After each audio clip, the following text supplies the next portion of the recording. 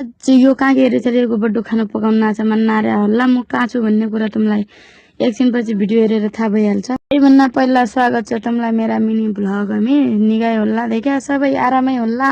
आज बिहानै धुलो भाँडा कुँडा भने थियो आज मेघ आयो देखा बिहान सबैलाई थाहै होला दिपाइलो त मेघ आयो। तुम्हारामा आयो कि नि आयो साथी पछि आज तुम मेरो भिडियो भन्ना मेरा कुरा सुन दिया।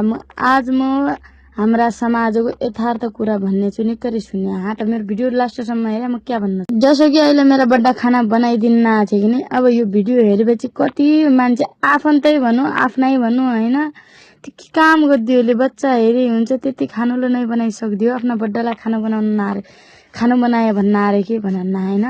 मेरी चेलीलाई बिराम भइहाछ निमोनिया भइहाछ अझै बच्चासँग काम अद्द अप्ठ्यारो हुन्छ हैन दुई काम सँगसँगै अद्दालाई अझै अब केही काममा म सघाइदिन्छु भनेपछि उनले आफै भनेपछि मैले जबरजस्ती गर नभने उनले आफै गरिदिएपछि पनि यहाँ समाजका मान्छेको नै फलासनको पुइ त सोइने रहेछ सोइनीका कुरा सुन्नु सोइनीका जसरी काम गर्दो भनिदिन्छन् के भन्ने मान्छे पनि केटा मान्छे नै भन्ने बढी आइमाइमै हुन् भन्ने आइमाइले गर्दै काम पुरुष मान्छेले गर्यो भन्ना छन्।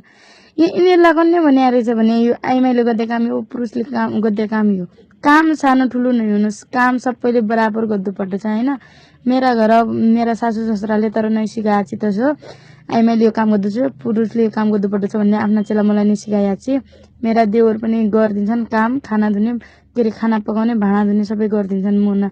मलाई अप्ठ्यारो भए बेला मेरी चेलीले गर्न नदिएपछि सबै गरिदिन्छन्।